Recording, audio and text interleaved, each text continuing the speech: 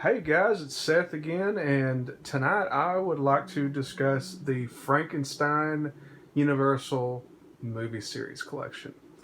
Now, I got this DVD collection for about, I don't remember, 15 or 20 bucks about 4 or 5 years ago, and it includes, let me see, all of the Frankenstein films from the 1931 classic. I'm sure many of you have seen it or at least seen some kind of a parody or reboot or something. But you get the drift. I'm sure you know that about that movie. All the way to the last film featuring the original Frankenstein monster, which ironically is Abbott and Costello meet Frankenstein. I bet you didn't expect to see the Frankenstein monster featured in a live action cartoon, which is basically what Abbott and Costello is for those of you that don't know. Uh, but tonight I want to give a quick summary of these movies. I love these movies. I enjoy the first three the best. The first three are objectively the best films. The first three: Frankenstein, The Bride of Frankenstein, and Son of Frankenstein. The original is a classic. It has beautiful visuals, iconic dialogue and acting, and it's a very fast-paced movie. If you're somebody, excuse me, if you are somebody that likes movies that get to the point, the original Frankenstein is barely over 60 minutes long. So it's a good movie. It has lots of atmosphere, lots of gothic atmosphere, and weird imagery. Everything from the background images, the shapes of the buildings and the castles and everything. It's just so otherworldly. But it is the movie that started it all, and it's excellent. Boris Karloff is the most iconic version of the Frankenstein monster. I don't know how popular Mr. Karloff is today, but I know that everybody in America, or most people, okay, maybe not most people in the modern world, but many people in modern culture know the image of Karloff as Frankenstein. Stamps, if you look at stamps, they used to have the old Universal classic monsters like Dracula and the Wolfman.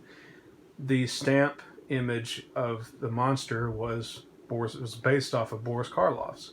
So he gives a great performance as the monster. Such a good performance that even people that haven't seen the movies know what he looks like and how he acts and how he speaks. It's a very good performance, and I definitely recommend it. The Bride of Frankenstein is perhaps even better than the first Frankenstein because it builds up the monster as more of a sympathetic character than the first movie. And it shows the monster interacting with other individuals, and it even connects better with the novel, the Mary Shelley novel, just as well. It builds. Excuse me. Let me go back. It it connects better with the book than the first Frankenstein movie because it shows the monster interacting with the blind gentleman. It shows the monster being abused, fleeing, growing contemptuous towards Dr. Frankenstein for creating him, demands that he make the monster, demands that the doctor make the monster a mate, which she's shown very briefly in this movie, but she's another iconic creature, another iconic universal monster. She doesn't do as much as the Frankenstein monster does, but um, man, Karloff really really elevates this movie to cult status. Him, the I'm not very. I know Dwight Fry is a consistent actor in these films, but I can't think of the gentleman that plays Doctor Frankenstein right away. But he is very good. He is very good. Um, the whole cast is pretty strong, except for this one older lady that often yells and screams and cackles. I don't know. She's like a weird secondary background character that just kind of shouts about the curse of the monster and stuff. She is annoying, and her overacting really grates me. But that's neither here nor there.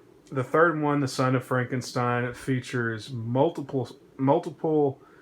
It's the most complex yet enriching movie of the first three, because you have the new Dr. Frankenstein, who is the son of the original Dr. Frankenstein, who is trying to he is trying to keep a police detective away from his property. He finds there's a police detective that is trying to track down the monster and suspects that Dr. Frankenstein is involved in it, is involved with the monster.